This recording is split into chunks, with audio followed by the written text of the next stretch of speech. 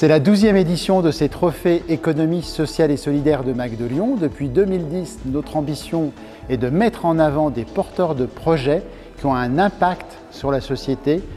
À travers ces trophées, mais aussi notre hors-série ESS, on constate une dynamique permanente de l'économie sociale et solidaire, avec un rajeunissement très net des porteurs de projets, très encourageant, qui eux-mêmes peuvent trouver des structures d'accompagnement dans les grandes organisations de l'ESS qui accompagnent d'ailleurs ces trophées.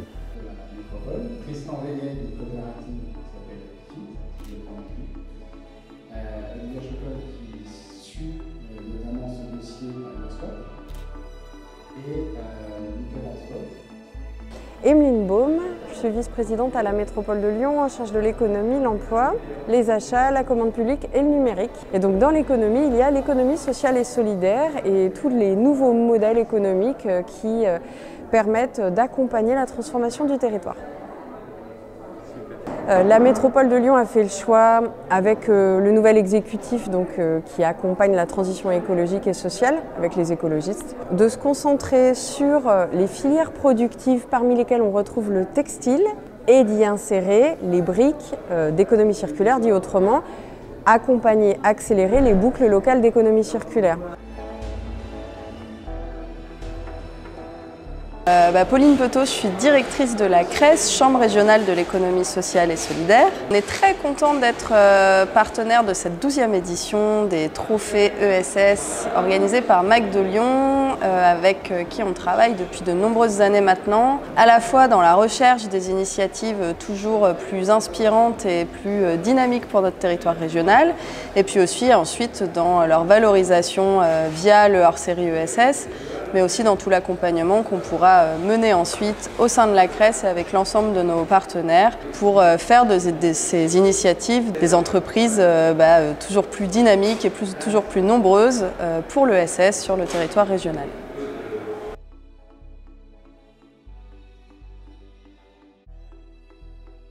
Ce trophée a été accordé cette année à Rebouteille. C'est une initiative qui vise à carrément recréer une filière de consigne des bouteilles en verre. Plutôt que de les recycler, donc impact carbone, carrément de les réemployer après évidemment une filière de nettoyage. Aujourd'hui, on est en train d'essayer de créer une fédération de la consigne en France avec les projets qui portent nos valeurs.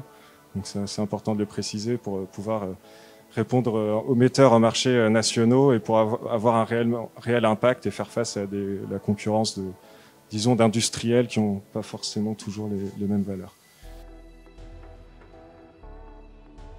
Alors on reste dans l'économie circulaire avec RID du groupe GEM. C'est un projet carrément de halle de l'économie circulaire. Ce projet, il a une double ambition. Il est à la fois de créer une halle sur un délaissé urbain et donc de construire une halle d'environ 2300 m² pour mettre différentes activités, donc activités de recyclerie. Cette halle va héberger aussi le pôle formation.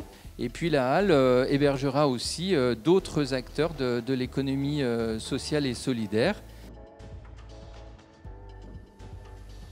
Alors on passe à un tout autre domaine, là on est plutôt dans les services, en allant dans les archives. Oui, en fait on s'adresse à tout type d'organisation. En fait. On est archiviste de formation, on a un savoir-faire et on fait la chaîne de traitement des archives, à savoir on fait du tri, du classement, de la réorganisation. Donc on est vraiment sur toute la chaîne.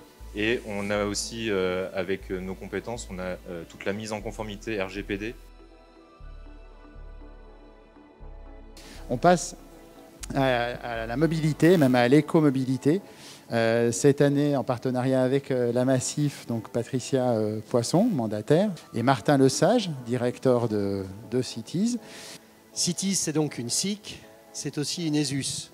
On a 25% des personnes qui sont en insertion par l'emploi issues d'ESAT. HR Auto, c'est la voiture que vous n'utilisez moins d'un jour sur deux.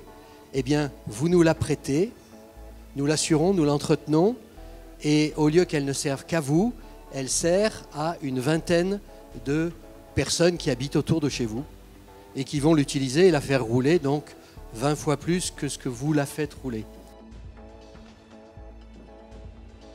Unisop a une idée un peu astucieuse, c'est de récupérer le savon pour le donner ensuite. On est la première association française qui a pour mission de collecter et recycler les savons usagés des hôtels afin de les donner à des personnes dans le besoin via des associations partenaires comme les Restos du Cœur, l'Armée du Salut, le Secours Populaire, Médecins du Monde et bien d'autres. On va passer à un univers industriel avec LS Service, Dominique Laurenti, ainsi que Emeline Baume, vice-présidente du Grand Lyon. En 2018, on s'est orienté vers ce qu'on appelle les infrastructures de recharge de véhicules électriques. On est resté sur les énergies. Aujourd'hui, on est spécialiste de la borne de recharge de véhicules électriques, tant pour le particulier que pour l'entreprise. Daba Consigne, c'est un constat. Aujourd'hui, dans notre consommation, on génère énormément de déchets. Nous, Daba, on souhaite l'éviter. On propose aux restaurateurs, aux artisans, métiers de bouche, un service de location de contenants en verre, comme vous pouvez voir juste ici. On met en réseau tous ces acteurs pour que vous, en tant que client, vous puissiez prendre votre repas dans un lieu, puis le rapporter dans un autre pour rééchanger contre un nouveau plat ou récupérer votre consigne. Donc en fait, on modernise et on change nos habitudes. Demain, ne prenons plus nos repas dans des emballages jetables, mais dans des contenants qui sont consignés et qui peuvent être facilement utilisés dans un réseau de commerçants. Du coup, nous, on est effectivement un département au sein de la coopérative d'activité et d'emploi Graines de Sol et on est spécifique pour les métiers artistiques et culturels. L'idée, c'était de se dire comment on apporte une solution coopérative sur l'entrepreneuriat culturel. Ce que j'aime beaucoup dans votre initiative, c'est que vous construisez des coopérations sur une filière métier. Alors, hors la question culturelle, je pense qu'en construisant des coopérations dans des filières métiers, on a vraiment des chances d'accélérer leur développement, et qu'une des forces de l'économie sociale, c'est justement d'être capable de porter ces stratégies de coopération, d'être capable de faire à plusieurs. Vraiment un très très grand bravo à vous tous. Bravo.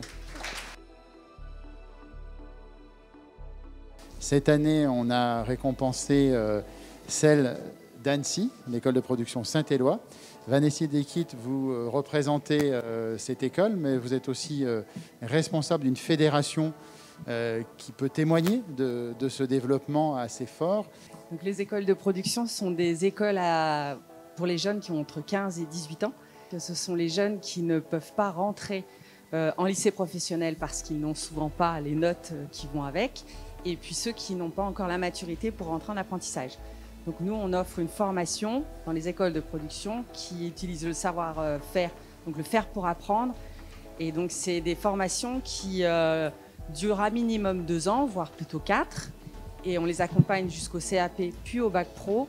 Donc ils vont du coup travailler sur l'excellence de leur métier. Et pour ça, pour créer une école de production, on travaille beaucoup avec les entreprises puisqu'on est toujours sur des secteurs d'activité, des métiers dits en tension.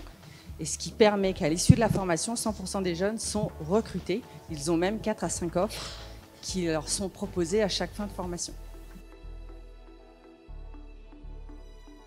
Cette année, ce trophée Trajectoire a été attribué à la Minuterie, qui est une structure d'Ardèche, et représentée par Anne Moiroux de l'Union régionale des SCOP.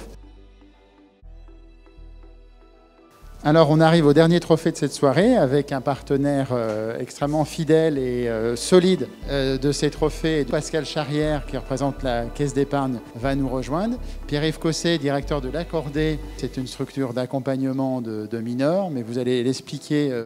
Donc, merci beaucoup au nom de l'équipe, au nom de l'association. Donc, l'Accordé, c'est une association d'éducation populaire qui regroupe la Maison des Enfants et la MJC Villeneuve. Voilà, et nous œuvrons depuis 2010 pour l'accompagnement de ces enfants et des jeunes à partir de 3 ans jusqu'à 18 ans sur des activités ouvertes au niveau de la nature et plus particulièrement au niveau de la montagne. Il nous était important au niveau de l'équipe de travailler et en tout cas d'œuvrer à la découverte de ce milieu qui peut être très éloigné pour les familles que l'on accueille.